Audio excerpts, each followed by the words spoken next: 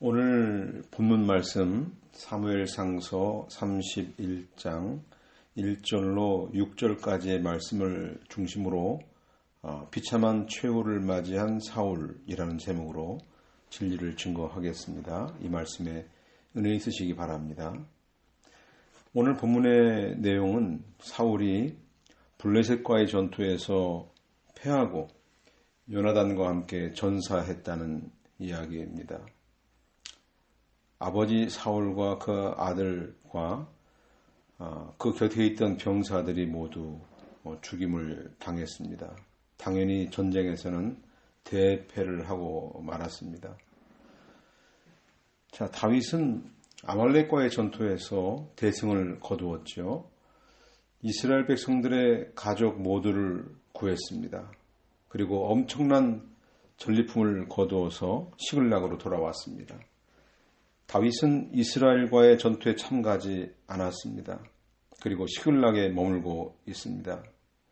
이것은 하나님께서 다윗이 이스라엘과의 전쟁에 참여하지 않도록 철저히 보호하셨기 때문입니다. 자, 그러나 오늘 40년간 왕위에 있으면서 다윗을 죽이는 것을 최우선 정책 과제로 삼았던 사울왕, 심은대로 거둔다는 원리를 그대로 보여주는 본문 말씀입니다. 사울왕의 최후가 어떻게 끝나게 되는지 이 본문을 통해 살펴보겠습니다. 본문 1절 말씀, 블레셋 사람들이 이스라엘과 전쟁을 시작하자 이스라엘 사람들이 블레셋 사람들 앞에서 도망하여 길보아 산에서 죽임을 당하여 쓰러졌다. 길보아 산에서 사울왕이 이끄는 군대와 블레셋과의 한판 전투가 벌어졌습니다. 이 싸움은 잘 훈련된 블레셋 군대가 먼저 공격을 시작을 했습니다. 이스라엘 군대는 무력했습니다. 강력한 블레셋 군대 앞에 맞설 능력도 없고 용기도 없었습니다. 도망치기 바빴습니다. 블레셋 군대에 의해서 힘없이 무너졌습니다. 도망했다 그랬어요. 전쟁이 시작하자마자 무너졌습니다. 이 길보아 산지는 바로 이 사사시대 때 하나님의 도움을 받아서 시스라 군대를 물리쳤던 드보라와 바락의 역사가 있던 곳이었고요. 기드온 사사가 하나님의 도우심을 받아서 바다에 모래같이 많은 미디안 군대를 물리쳤던 곳이기도 하죠.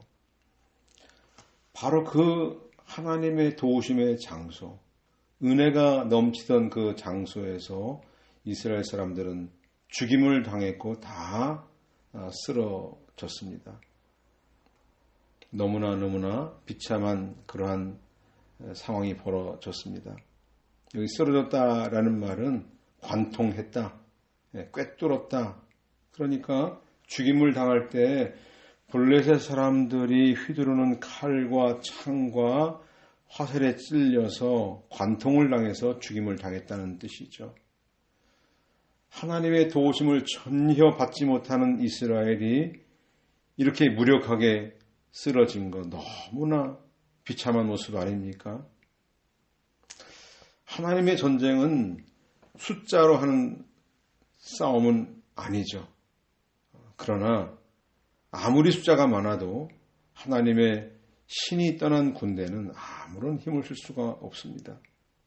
지금의 이 블레셋 군대 앞에 죽임을 당하고 쓰러지는 이 장면에서 이스라엘에 어떤 희망이 보입니까? 어떤 기대도 걸 수가 없는 상황입니다. 본문 2절, 블레셋 사람들은 사울과 그의 아들들을 바싹 쫓아가 사울의 아들인 요나단과 아비나답과 말기수아를 죽였다. 블레셋 사람들이 활력이 넘쳐서 사기가 충천해서 이스라엘 군대를 바짝 추격했습니다. 이때 사울의 아들 요나단과 아비나답과 말기수아를 이 블레셋 사람들이 죽였다고 했습니다. 아비나답과 말기수아는 뭐 잘 알려지지 않아요. 그가 어떤 인물인지 모르겠지만 어쨌든 사울의 귀중한 아들 요나단, 아비나답, 말기수아 이 세 아들이 칼날에 찔려서 살해당하고 말았습니다.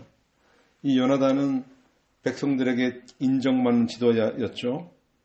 다윗을 차기 왕위에 오를 자로 보는 안목을 가진 사람이었습니다.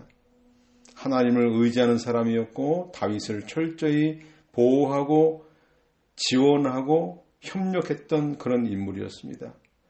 이렇게 좋은 인물이 이 블레셋의 군대에 목숨을 잃은 거 너무나 안타까운 일입니다. 아버지 한 사람 사울의 잘못된 선택으로 그의 범죄로 말미암아 이 가문이 다 사라지게 되었으니 참으로 비극적인 일이죠. 3절 사울을 대적하는 싸움이 치열하여 활 쏘는 자들이 그를 맞추니 그가 활 쏘는 자들로 말미암아 중상을 입었으므로 자 여기에 사울을 대적하는 싸움이라고 되어 있죠. 사울을 대적하는 싸움. 이 사울을 대적하는 싸움. 이 역대상에 사울의 전투 장면이 잘 묘사되어 있는데요. 역대상 10장 2절로 3절 블레셋 사람들이 사울과 그의 아들들을 추격하여 사울의 아들 요나단과 아비나답과 말기수아를 죽였다. 사울을 향한 싸움이 치열해지면서 활 쏘는 자들이 사울을 발견하였고 그 활 쏘는 자들이 사울에게 중상을 입혔다. 지금 집중해서 사울과 그 아들 아비나답, 요나단, 아비나답, 말기수아를 집중해서 추격을 했어요. 그리고 활 쏘는 사람들이 집중으로 사울을 발견하고 쏘았습니다. 얼마나 치열했는지 몰라요. 결국 이 활 쏘는 자들의 이 화살에 맞아서 중상을 입었다고 기록을 하고 있습니다.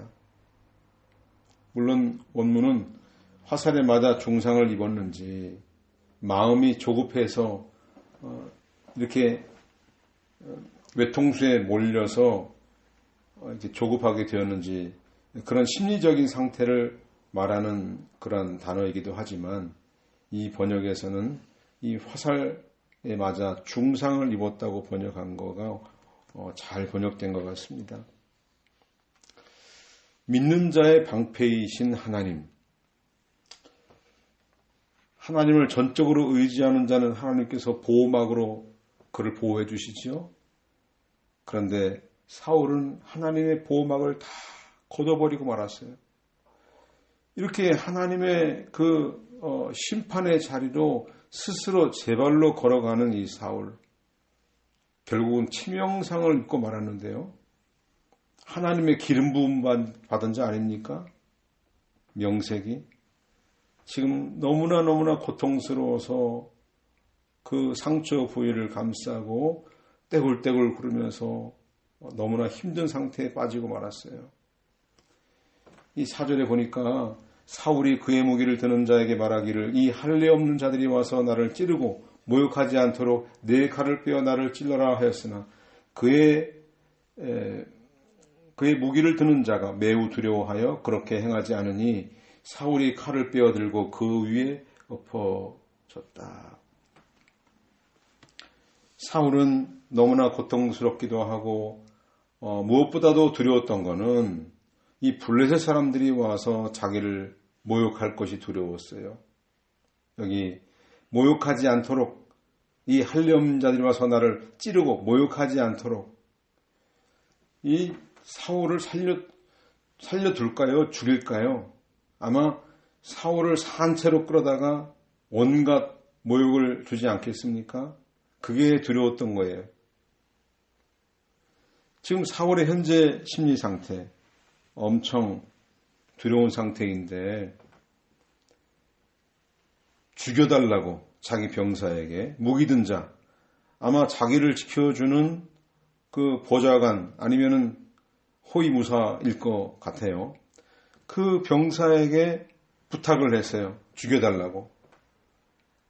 병사가 그 말을 듣지 않고 있으니까 자기 칼을 빼어 들고 엎어져서 스스로 목숨을 끊어버리고 말았습니다. 지금 이거는 촉각을 다투는 그런 상황이기 때문에 이런 상황이 금세 벌어지는 겁니다. 하나님의 뜻을 받든 기름 부음 받은 자의 종말이 얼마나 비참합니까? 스스로 목숨을 끊었기 때문에 이게 얼마나 치욕적이고 스스로 이스라엘 역사의 범죄자가 된 거 아닙니까? 무엇이 두려웠습니까? 하나님의 이름이 모욕당하는 게 두려운 겁니까? 자기가 지금 범죄에서 그 죄악 때문에 쌓인 죄악 때문에 심판받고 있다는 거 이게 두려운 것인가요? 블레셋 군대에 모욕당할까 봐 두려웠어요. 살아서도 자기 명예를 세우려고 자기 개인 보복을 위해서 사명을 길렀었죠. 죽음 앞에서도 자기 명예가 실추될까 염려했어요. 하나님께 기름 부음 받은 왕으로서 자기 사명을 다 하지 못한 거 이거 부끄러운 거 아닙니까? 그거 죄송스러워해야 되지 않습니까? 평생 자기 자신의 그 완악했던 자신을 돌아보고 회개할 기회가 아닙니까? 자기 때문에 고통당했던 다윗, 또 백성들을 제대로 돌보지 못했다고 하는 그 아픔, 이걸 깊이 회개할 마지막 기회 아닙니까? 자존심 다 내려놓고 하나님께 불쌍히 여겨달라고 부르짖어야 할 때가 아닌가 말이죠. 어떻게 이런 죽음으로 하나님 앞에 나갈 수 있겠습니까? 어떻게 자기 목숨을 끊기를 그렇게 간절히 바랄 수 있겠습니까? 지금 자기 하나 때문에 나라가 다 망했잖아요. 온 백성들이 고통을 당하고 있잖아요. 수많은 사람들이 고통 가운데 죽어가고 있는데 자기 이름 멸시당하는 게 뭐가 그렇게 두렵습니까? 뭐가 못마땅합니까? 블레셋 군대의 칼에 찔려 죽는 것은 두렵고 고통스럽고 자기가 폭력을 휘둘러서 백성들을 궁지에 몰아넣고 숨쉴 틈도 없게 만들어서 수많은 사람들이 다윗에게 찾아와서 살려달라고 애원했던 이런 일들은 전혀 기억에 나지 않는 치매 정신질환자인가요? 편협되게 자기 중심적인 생각에 머물러 있는 이런 자가 어찌 한 나라의 왕이라 할 수 있겠습니까? 지금 이런 위급한 상황에 닥쳤을 때 하나님의 뜻을 이루기 위해서 살아야 되지 않습니까? 남은 사명을 이루게 해달라고 하나님께 불쌍히 여겨달라고 간구해야 되지 않습니까? 아무리 자기 목숨을 스스로 끊는다고 해도 자기가 지은 그 죄악은 역사에 길이길이 남습니다. 사악한 지도자들은요, 하나같이 자기가 벌인 흉악한 범죄 행위를 자살로서 감추려고 해요. 이 성경이 증거하지 않습니까? 자, 다윗이 이런 위급한 때에 어떤 시를 썼습니까? 한번 보겠습니다. 시편 138편 7절과 8절. 내가 환난 중에 다니더라도 주께서 내 생명을 보존하시고 손을 펴시어 원수의 노를 막으시며 주님의 오른손으로 나를 건지실 것입니다. 여호와께서 나와 관련한 것을 이루실 것입니다. 여호와시여 주님의 인애가 영원하십니다. 주님의 손으로 지으신 것을 버리지 마소서. 하나님께 기름 부음 받았다고 하는 이 무거운 사명감, 책임의식, 그래서 이런 위급한 상황에서도 하나님께 도움을 구하는 다윗 아닙니까? 그래서 나에게 해주신 그 귀한 하나님의 뜻을 이루기 위해서 하나님께 긍휼을 구해야 되지 않겠습니까? 절체절명의 순간에 다윗의 심정을 잘 나타내주는 시입니다. 사울은 이런 기도를 했어야 마땅합니다. 그런데 너무나 안타깝게도 사울 곁에 있던 자도 같이 목숨을 끊었습니다. 5절 사울의 무기를 든 자가 그가 죽은 것을 보고 그 역시 자기 칼 위에 엎어져서 그와 함께 죽었으니 사울은 가장 가까운 데 있는 부하도 하나도 살리지 못하는 그런 무능한 왕이었어요. 살려고 하는 의지 자체를 다 꺾어버렸습니다. 유대 전승의 기록에 따르면 곁에서 자살한 이 무기든자, 이 사람이 이 노베 제사장 85명을 학살한 그 주범이라고 그렇게 말을 해요. 에돔 사람 도액이죠. 그렇게 전해 내려오는데 성경은 아닙니다만 어쨌거나 사울의 이 망국 정책에 동조하고 협력하고 방조한 사람들 모두가 다 사울과 똑같이 처참하고 비극적인 운명을 맞이하게 될 것이라는 사실을 오늘 성경 본문이 지금 강조하고 있습니다. 6절에 보니까요. 사울과 그의 세 아들과 그의 무기를 드는 자와 심지어 그의 모든 부하들이 그날 함께 죽었다. 사울 왕가가 참으로 비참한 종말을 맞이했습니다. 왕과 그 아들들과 그 곁에 있던 병사들까지 모두 한날 한시에 죽었습니다. 사울이 왕이 된 거 40년 되었죠. 사도행전에 보면 잘 나오는데요. 이 그의 본능을 따라 살아온 40년이었습니다. 하나님 앞에 범죄하고도 전혀 회개할 기회를 찾지 못한 죄인의 결말입니다. 자기도 죽고 남도 죽이는 비참한 인생을 살아오다가 비극적인 죽음을 맞은 사울. 이 죄의 영향력이, 그 파괴력이 얼마나 무서운가를 잘 보여주고 있습니다. 끝까지 하나님과의 관계를 정상화하지 못한 채 스스로 모든 문제를 해결하려고 애쓰며 살아왔던 그의 삶의 그 결말, 하나님을 대적하고 반역하고 폐역했던 무능한 삶의 결정체이죠. 아무리 큰 죄를 지어도요, 회개할 수 있는 것이 이게 얼마나 감사한 일입니까? 이 세상에 사는 사람들은 두 종류 죄인뿐인데요. 하나는 회개하고 용서받은 죄인이고요. 또 하나는 회개하지 않고 용서받지 못한 죄인. 두 죄인이에요. 그 모든 사람은 회개하고 안 하고는 종이 한 장 차이입니다. 그 죄인들의 모습은 같다는 말이죠. 그런데 회개한 죄인은 소망이 있어요. 용서를 받아서 긍휼 가운데 영원한 천국을 바라볼 수 있으니 얼마나 행복합니까? 용서받지 못한 죄인은요, 이 땅에서의 삶 자체가 지옥이에요. 영원한 멸망을 바라보고 살아요. 그러다 영원한 지옥에 떨어지니 무슨 소망이 있겠습니까? 죽지 못해 산다고 말하죠. 그런 인생이 회개하지 않고 용서받지 않은 죄인의 모습입니다.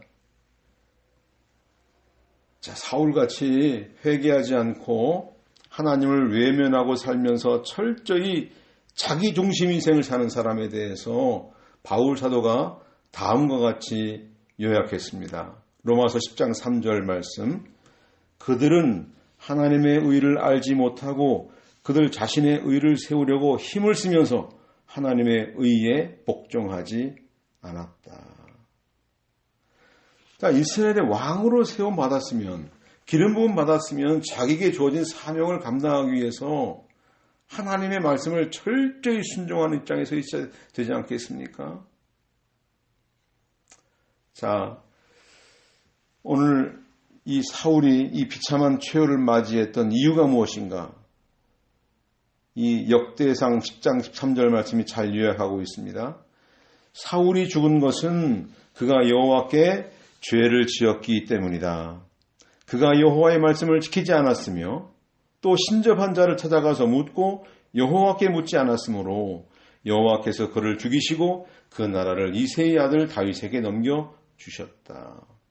세 가지죠. 하나는 여호와의 말씀을 지키지 않았기 때문이다. 둘째는 신접한 자를 찾아가서 물었기 때문이다. 세 번째는 여호와께 묻지 않았기 때문이다. 자, 여호와의 말씀을 지키지 않았다고 했는데 여호와께 범죄했다는 사실 자체가 이스라엘의 그 왕권으로서의 정통성을 완전히 잃어버린 것입니다. 그가 처음부터 범죄한 사람은 아니었어요. 그는 전쟁 영웅 집안에서 태어났죠. 기스의 집안에서. 장래가 촉망되는 젊은이였습니다. 그러나 왕이 된 이후 선지자 사무엘을 기다리지 않고 제사장의 권한을 월권해서 제사 드리는 죄를 범했습니다.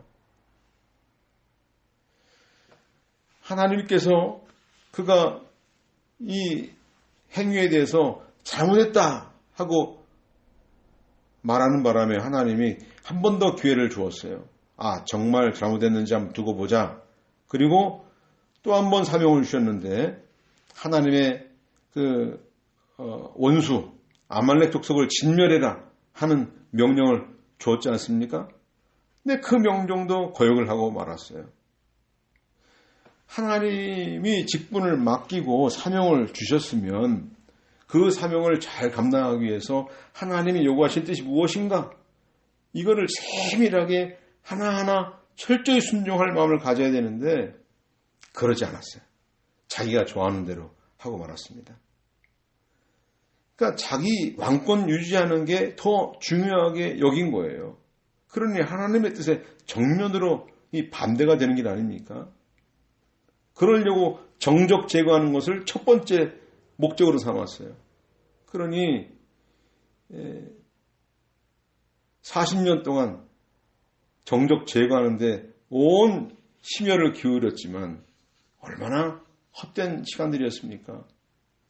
자기 정권에 위협이 되는 인물이 있으면 그대로 두고 하나님께 다 맡기고 자기에게 주신 사명을 철저히 순종하는 일에 충성하는 일에 전적으로 매달려야 되지 않겠습니까? 그러지 않았다는 거예요. 두 번째, 신접한 자를 찾아가서 물었다. 자기 미래가 어떻게 될지가 궁금했어요. 그런데 아무도 그 얘기를 안 해줘요. 선지자도 제거했고 제사장도 제거했고 그리고 자기 때로 열심히 살아오려고 애쓰면서 처음에는 뭔가 되는 것 같았어요. 아무도 자기를 터치하지 않고 내버려 두니까 그런데 결국 날이 갈수록 자기 무능이 드러났고 하나님은 아무런 응답도 하지 않았습니다. 상황이 급박하게 돌아가는데 어떻게 해야 될지를 알지 못해서 우매하게 행동을 해요.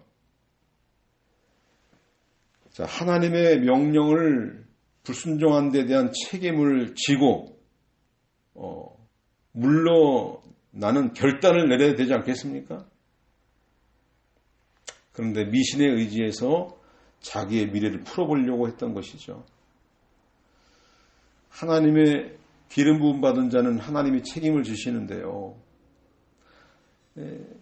하나님을 의지하지 않고 세상을 의지하고 자기의 방식을 의지하고 하나님께 불충성하는 사람들. 이거 하나님께 큰 죄입니다. 이 신접한 자에게 물으러 갔던 거 얼마나 우매한 상태에 빠졌는지를 알 수가 있죠. 세 번째, 여호와께 묻지 않았기 때문입니다. 자, 그가 여호와께 안 물었습니까? 묻지 않은 건 아니에요.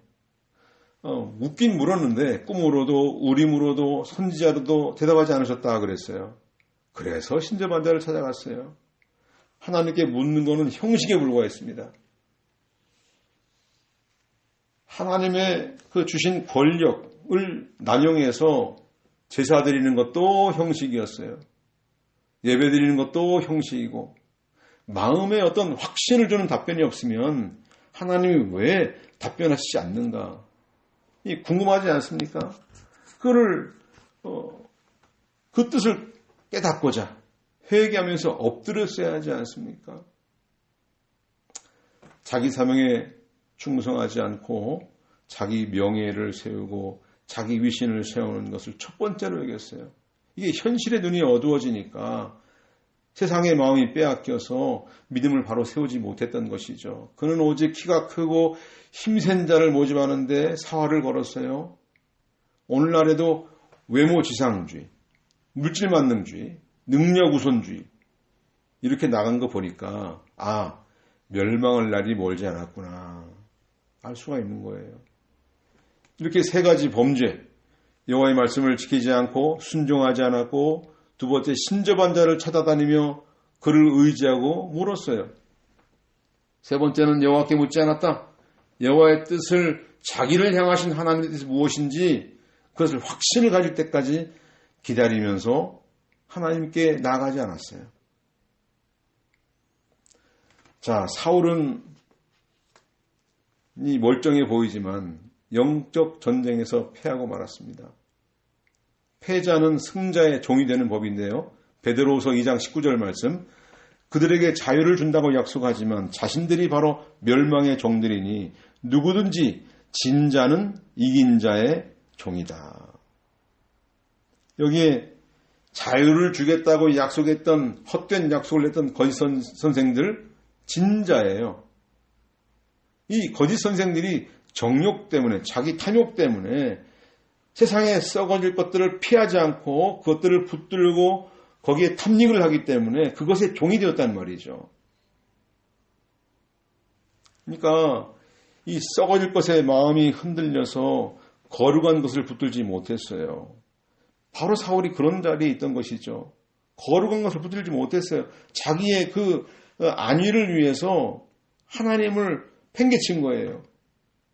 세상에 썩어질 거, 멸망에 이르게 하는 것들에 미혹되면 세상이 내 속에 들어와서 충만해지고 결국 분별력을 잃게 되고 영적 전쟁에서 패하게 되는 것이죠.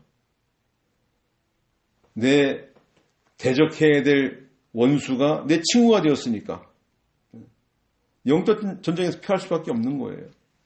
사울은 죄가 문 앞에 엎드러져 있을 때 죄를 멀리하지 않았어요. 죄에 패해서 죄에 종노릇할 수밖에 없는 상황이 되어버린 것이죠. 자, 믿음이 연약한 초신자들, 그들은 항상 자유를 이렇게 약속하는 이 말에 대해서 우리가 항상 조심을 해야 돼요. 이렇게 하면 자유를 주겠다 하는 것이죠. 마치 예수님이 이 사탄에게 시험 받는 것처럼, 한 번만 절하면 내가 이 모든 거 다 준다 하는 것처럼 그런 약속을 주는 거에 대해서 우리는 조심해야 되는데요. 그리스도의 복음 아니고는, 율법으로부터의 자유가 참 자유죠. 그런데 그리스도의 복음 말고도 자유를 얻게 해주는 방법이 있다 하는 말을 하는 거예요. 이건 자유라고 하는 가면을 쓴 어떤 도덕적 방탕일 뿐이지 자유를 얻는 길이 아니에요. 이 거짓 교사들은 지금 쾌락을 즐겨도 된다. 우리가 한 번 구원 받았는데 뭐가 걱정이냐. 이런 이야기로 미혹을 합니다. 그들은 멸망의 종들이기 때문에 정욕과 탐욕에 사로잡혀서 교리적으로나 또 신앙적으로나 실천적인 면에서나 어떤 면에서도 유익을 줄 수 없어요. 자, 베드로전서 2장 20절 말씀, 우리 주님 되신 구주 예수 그리스도를 알므로 세상의 더러움에서 벗어났다가 다시 이것들에 얽매이고 패배당하면 그들의 마지막이 처음보다 더 나빠질 것이다. 의의 길을 알면서도 자신들에게 전해진 거룩한 명령을 저버리는 것보다 차라리 알지 못했던 것이 그들에게 더 나았을 것이다. 경건생활 잘하다가 죄 가운데 빠지면 나중에 형편이 처음보다 더 심하게 된다고 했어요. 이전보다 더 죄악 가운데 깊이 빠지게 돼요. 그래서 예수 그리스도를 영접하고 모시고 사는 사람들은 안심하면 안 돼요. 더욱더 말씀을 의지하고 말씀이 나에게 지시하는 뜻이 무엇인가를 깨닫기 위해서 힘을 써야 돼요. 그렇지 않으면 어느새 일곱 마귀가 들어와서 내 마음을 장악해버려요. 더 악한 죄에 빠지게 만든단 말이죠. 자, 의의 길은요, 하나님의 주권을 인정하고 하나님이 일하시도록 맡기는 거예요. 여기 지금 아까 그랬죠? 베드로전서 2장 21절 말씀에 의의 길을 알면서도 자신들에게 전해진 거룩한 명령을 저버리는 거. 이게 지금 사울이 걸었던 길인데요. 그 길로 가면은 죽는다는 걸 알면서도 자기가 중심이 되니까 자기의 의를 세우기 위해서 애를 쓰다 보니까 하나님의 주권을 인정하지 않아요. 하나님이 일하시도록 맡기지 않아요. 그러니까 하나님께 맡겨놓으면 믿음직하지 못하니까 내가 나서서 일 처리해야겠다. 그래서 옛사람으로 살 때 자기 본능을 따라 살던 때의 방식으로 해결하려고 하는 것이에요. 그러니까 죄에 얽매이고 패배하게 되는 것이죠. 이 거룩한 명령을 저버린 사울, 회개할 마음도 전혀 없고 오히려 당당하게 나서서 자기 사명감을 가지고 열심히 다윗을 박해하는 일을 했어요. 몇 년 동안요? 40년 동안. 자기에게 은혜로 주어진 시간들을 하나님의 사람 하나 때려잡는 데 사용했단 말이죠. 그의 길은요, 자기에게 속한 사람을 전부가 망하는 길이에요. 그러니 우리에게 회개할 기회가 있을 때 주님 앞에 나아가서 두렵고 떨림으로 우리 남은 인생을 주님 앞에 맡겨야 되지 않겠습니까? 다윗의 시를 한번 보겠습니다. 시편 139편 23절 24절 말씀. 하나님이시여 나를 살피셔서 내 마음을 아시고 나를 시험하셔서 내 생각을 아소서. 내 안에 무슨 악한 행위가 있는지 보시고 나를 영원한 길로 인도하소서. 우리 하나님은 모르는 게 없으신 분이에요. 모든 것을 다 아세요. 우리가 말을 하지 않아도 우리 마음의 생각을 다 알고 계세요. 그 앉고 일어섬을 다 아신다고 했어요. 우리가 나가고 들어오는 거 다 알고 계세요. 모든 생활에 그 생활의 행동뿐 아니라 그 마음의 의도, 동기까지 다 알고 계시는 하나님이십니다. 그 하나님께서 악인에 대해서는 심판하시지만은 의인에 대해서는 구원을 베푸시기 때문에 이 다윗은 하나님께 자기의 마음을 살펴달라고 하는 거예요. 저도 저를 잘 모르겠습니다. 저를 살펴주셔서 제가 어떤 하나님께 악한 행위를 했는지 살펴보시고 저를 불쌍히 여겨주시고 영원한 길로 인도해 주옵소서. 이렇게 기도함으로 우리의 마지막 남은 여생을 주님께 맡기는 우리가 다 되어야 되겠어요. 사울과 같은 비참 가운데 빠지지 않도록 두렵고 떨림으로 주님 앞에 나와서 우리 하시는 늘 돌아보고 하나님 앞에 우리의 믿음을 바로 세우는 우리 모두가 되기를 간절히 바랍니다. 기도하겠습니다. 하나님 아버지 은혜를 감사합니다. 하나님을 거역하고 불순종한 이 사울의 이 종말은 너무나 비참했습니다. 한 사람의 불의가 많은 사람을 죽음으로 내몰았던 이 사울의 비참을 반면교사로 삼아 우리 자신으로 인해서 남에게 피해 끼친 일은 없는지 돌아보고 반성하는 우리가 되게 해주옵소서. 나의 말 한마디로 상처를 입히고 또 그것으로 만족하고 기뻐한 일은 없는지, 나의 잘못된 처신 때문에 다른 사람에게 아픔을 준 일은 없는지 돌아보게 해주시고, 내 생명이 귀한 만큼 다른 사람의 생명이 더 소중하고 귀하다는 걸 깨닫고 어떠한 모욕과 멸시를 받을지라도 옳은 길을 따라갈 수 있는 믿음을 허락하여 주시옵소서. 한 사람의 범죄로 많은 사람을 죽인 사울의 길을 따라가지 않게 하시고 많은 사람이 생명을 얻고 의인이 되게 하신 한 분 예수 그리스도를 본받아 하늘에 썩어지는 미랄이 되어 많은 사람에게 유익을 끼치는 우리 모두가 되게 하여 주옵소서. 예수님의 이름으로 기도드립니다. 아멘.